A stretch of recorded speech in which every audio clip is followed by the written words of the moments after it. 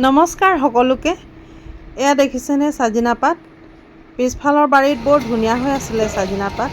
তাকে দেখি মই বোলো আজি চব্জি বনাই খাব লাগিব, সেই বুলি ছিঙি আনিলোঁ। আৰু এইফালে দেখিছেনে দাইলখিনি কেৰাহীত বইল কৰি লৈছোঁ। এইখিনি ধুনীয়াকৈ সিজিবলৈ দি ল'ম। এইফালে আকৌ মই ছাজিনা পাতখিনি মিক্সিত গুড়ি কৰি ল'লোঁ। বেছি ডাঠ হোৱাৰ কাৰণে পানী অকণমান ঢালি দিছোঁ। তাৰপিছত ভালকৈ মিলাই লৈছোঁ আৰু এইখিনি এতিয়া মই দাইলত দি দিম।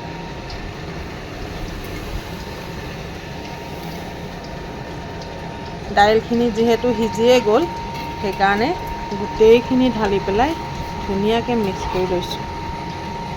এনেকৈ মোৰ খুব খাবলৈ মন গৈ আছিলে জানেনে।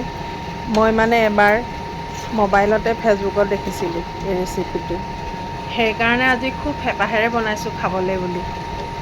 আৰু ছজিনা পাতত ঔষধি গুণ থাকে বুলি সকলোৱে কয় নহয় জানো। চুগাৰ ডায়েবেটিছ থকাসকলৰ বাবেতো খুবেই ভাল বুলি কয়। আৰু এয়া দেখিছেনে বৰ ধুনীয়াকৈ উতলি আছে। এতিয়া দুবাৰমান ভালকৈ লৰাই লৈছোঁ। ইয়াত আদা নহৰু নিমখ জলকীয়া চব দিয়া হৈ গ'ল, এইখিনি দেখুৱাবলৈ নহ'ল। এইফালে আকৌ পুৰি মাছ হাফ ফ্ৰাই কৰি থৈছিলোঁ, এইখিনি মই এতিয়া দি দিছোঁ। শেষত এতিয়া মই তেজপাত 4 দি দিছোঁ। আৰু এয়া আজিৰ ছজিনা পাতৰ চব্জি হৈ গ'ল।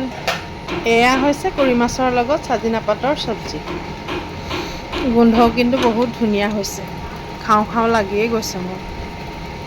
লগে লগে ভাত বাঢ়িয়ে দিলোঁ মিষ্টাৰলৈ বুলি। অফিচ যোৱাৰ টাইমো হৈ গ'ল নহয়। আজিৰ ভিডিঅ'টো ইমানতে সামৰিছোঁ দেই। কেনেকুৱা পালে জনাবলৈ নাপাহৰিব কিন্তু। আজিলৈ আহোঁ, বাই বাই।